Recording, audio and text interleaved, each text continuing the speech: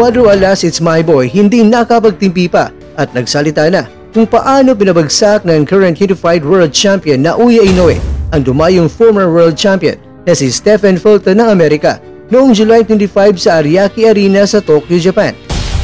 Boxing legend Manny Pacquiao mas lalong bumilib sa galing ng taglay nitong si Inoue. Yan po ang mga nilalaman ng ating kwentuhan. Pero bago yan, kunting pitik naman dyan. Please subscribe to Kwentong Iba na Kwento. Alright. Like, share, and subscribe.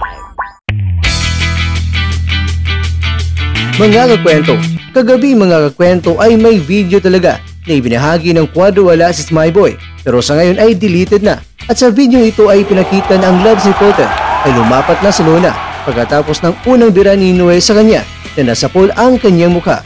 Pero sinunggaban pa rin ito ni Inoue na tuluyang nagbabagsak kay Fulton. At ang referee ay sinubukan niyang habulin pero tumihaya na si Fulton at dito binalangan na ng referee si Fulton at umiscore si Inoue ng unang knockdown at nagawa niya ito sa pang-8 rounds pero nagawa pa ni Fulton na tumayo pero tila ba isang pating itong si Inoue na nakaamoy ng dugo at hindi na pinakawalan pa si Fulton sa sandaling ito at nilapan na niya ng tuluyan hanggang natamaan na naman si Fulton at bumagsak bago pa tuluyang hininto ng referee ang laban.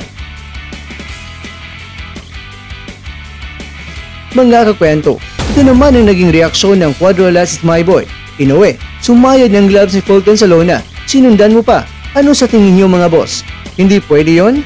Pero alam niyo ba mga kakwento na bago pa hinarap ni Inoue itong si Fulton ay nagbigay na ang Cuadro Alas It's My Boy ng mensahe para kay Inoue at sinabi niya na hinintay niya daw ako tumanda. Pag ako nakakalaban mo, ihinto edad mo. Naoya Inoue, 3 A ka lang, 4 na A ako. Kailan ba tayo pagtagpuin? Galingan mo sa laban mo, andito lang ako, nag-aabang sa'yo. At ang panghuli niyang banat mga kwento ay ganito. Fulton said, Inoue, ito ang pasalubong ko sa'yo. Patay matik na yan. All in, good luck both of you, mother father.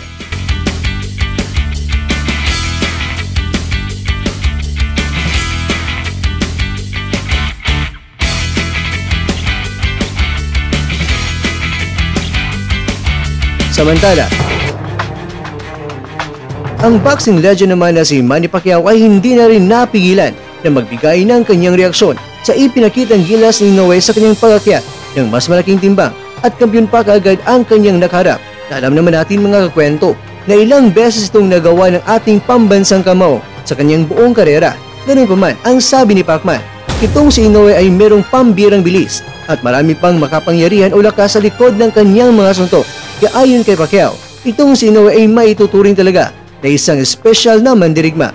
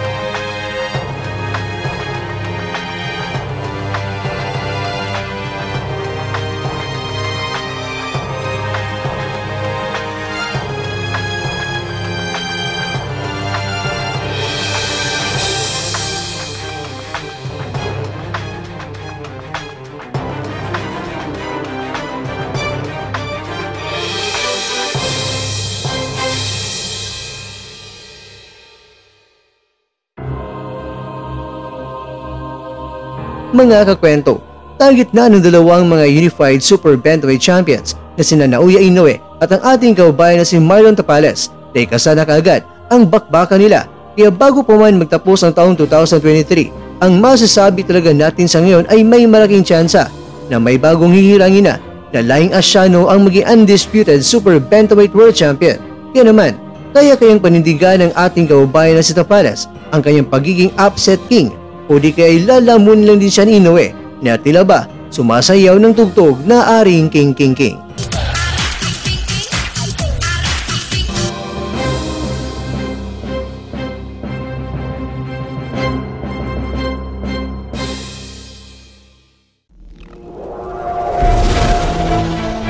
At dyan, nagtatapos ang ating kwento.